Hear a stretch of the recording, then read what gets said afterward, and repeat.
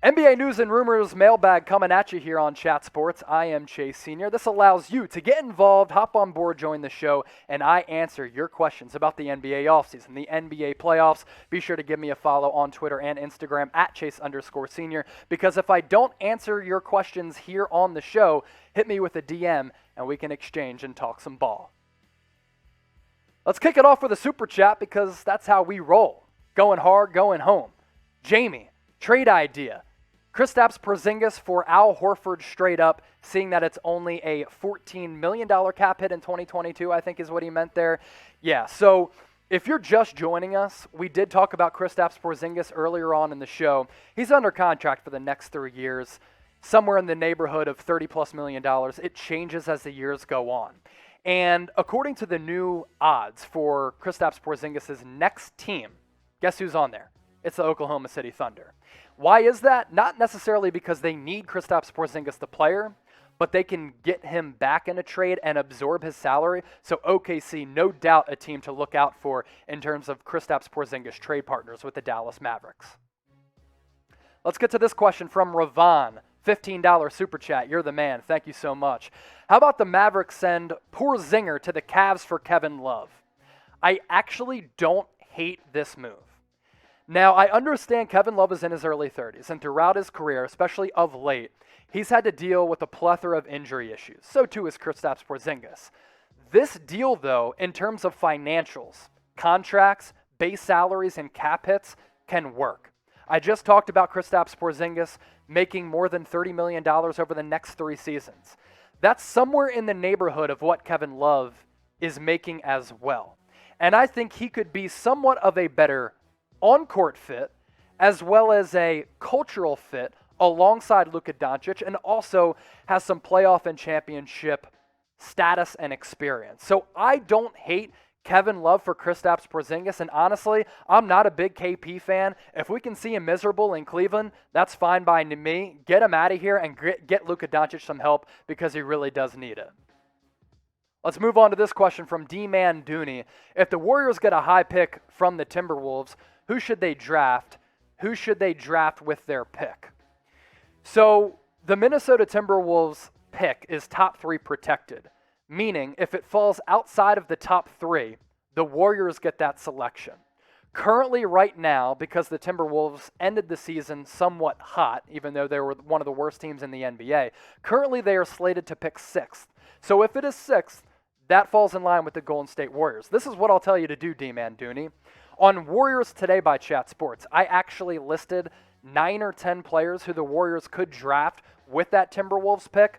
Go check that video out right now. We're talking about guys like Jalen Green, Jonathan Kuminga, and some others. That video is up right now on Warriors Today, so check that out because I did a deep dive scouting profile on all of those players. Let's get to this question from my holy king. Who do you think will be a good coach for Portland and Dame Lillard? According to some reports, Mike D'Antoni is very interested in that opening. I wouldn't necessarily hate it. Here's why. Mike D'Antoni runs a style that I think would be exhilarating, very exciting, and must-watch TV every single night. And if you don't want to trade away CJ McCollum, and you want to keep that backcourt of Lillard and McCollum, what better coach to bring in than Mike D'Antoni to just run a spread-it-out system? You know that in the regular season, there are going to be many nights when they average 130 to 140 points every single night. I think that would be really exciting. So I'd go Mike D'Antoni, or if Dame Lillard wants a former player who skews younger to kind of be a better cultural fit and get along more with players in terms of the locker room presence, I like Chauncey Billups as well. Tom Downey burner account with the $5 super chat. Sooner or later, I might have to crack a beer because I think we're already at like $20, $25 in super chats. Where do my Cavs go from here? At least we finally won 20 games this year. Also, is a baseball channel in the works? You know what's funny? We have a couple of like really diehard baseball fans here at Chat Sports. Brett here played Division I baseball at Kansas State. I played baseball growing up. Harrison Graham, who's always on the air here at Chat Sports and sometimes on NBA Now, loves baseball. He like reels off these college baseball stats all the time. So not sure if a baseball channel is in the works. Maybe something for the Major League Baseball draft. We will see. Where do the Cavs go from here? Saw some reports and some rumblings about a possible Colin Sexton trade. I'd try to make the Colin Sexton-Darius Garland backcourt work once again. I think Sexton took a really big jump this past year. I'm trying to hold on to him if I'm Cleveland. This question from Kobe James. What player would you trade Kyle Kuzma for?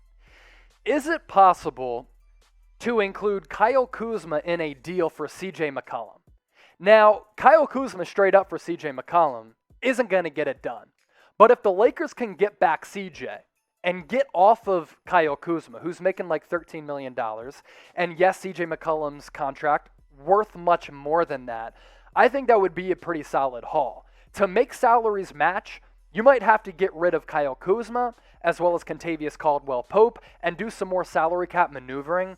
But for the Lakers, and from their standpoint, I think CJ McCollum back in a deal would be great. He'd fit alongside LeBron and AD very, very well. So I'd try to include Kyle Kuzma in a package for CJ if CJ is available on the market. One of the big problems with Kyle Kuzma, over the next few seasons, he is due to make $13 million per year. The Los Angeles Lakers currently, negative $9 million in cap space. They need to free up money somehow. I think they should trade Kuzma in order to do that. Is he worth that $13 million per year price tag? Let me know what you're thinking. Get into the comments. Get your votes in down below. Type Y for yes or type N for no. This question coming in from Tyler Reeves. I know he tunes into us a lot, so thank you very much. Should the Mavericks re-sign Hardaway or look at other options? I would bring back Tim Hardaway Jr. I think you saw his value and potential in Rick Carlisle's scheme throughout the playoffs. With any volume shooter, there are going to be cold spells and cold spots where those guys just can't buy a bucket whatsoever.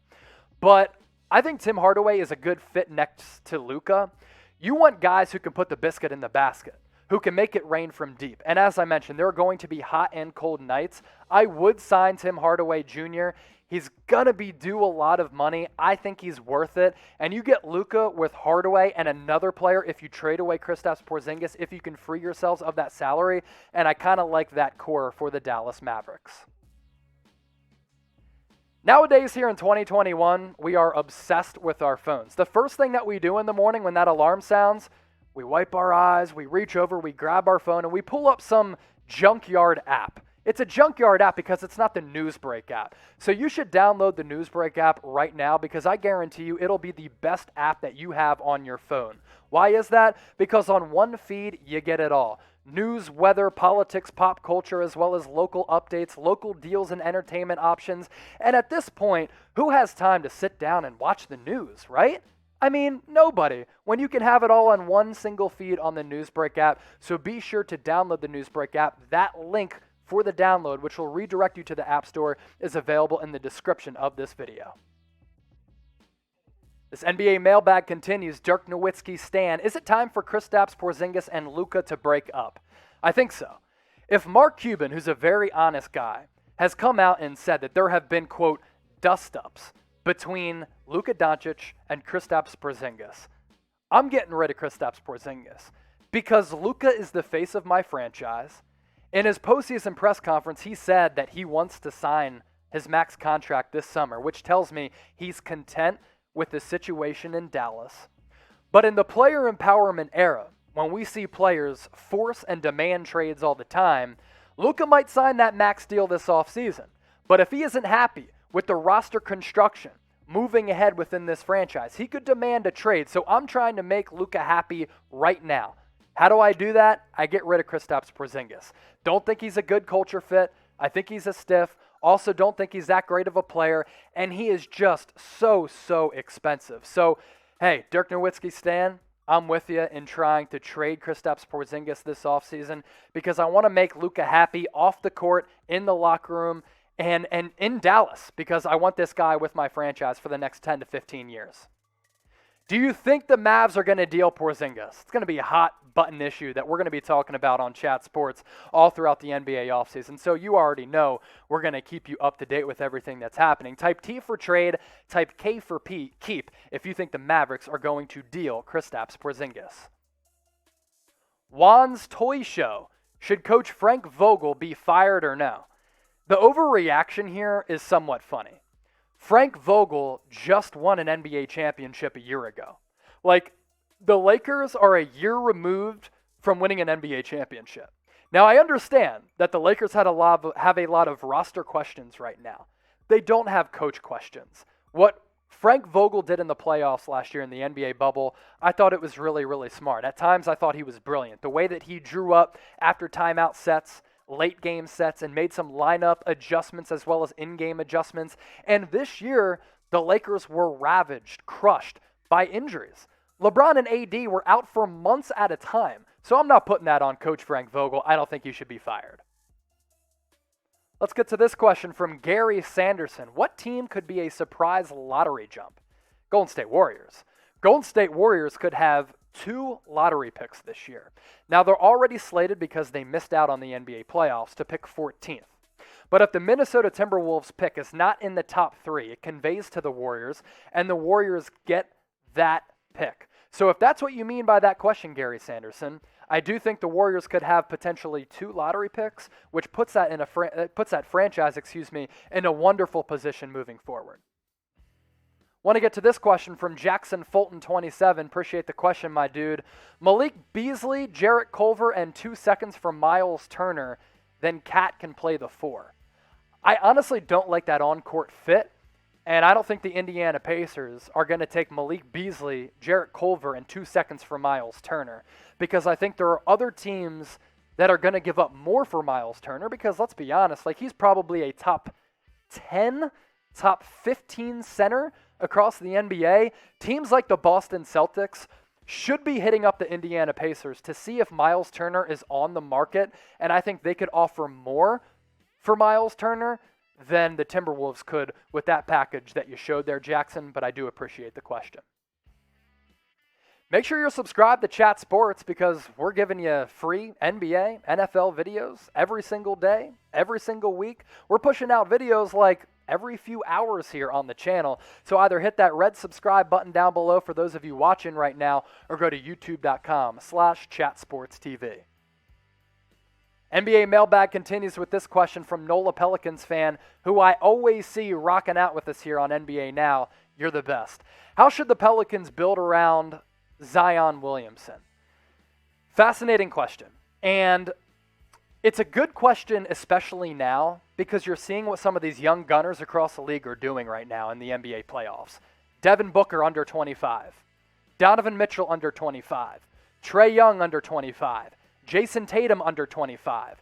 Zion Williamson, hey, he's still in his early 20s, but he is now going to be entering year 3, and the Pelicans have missed out on the playoffs the last 2 seasons. How can they build around him? I think David Griffin first has to come to the realization that hiring Stan Van Gundy was a mistake.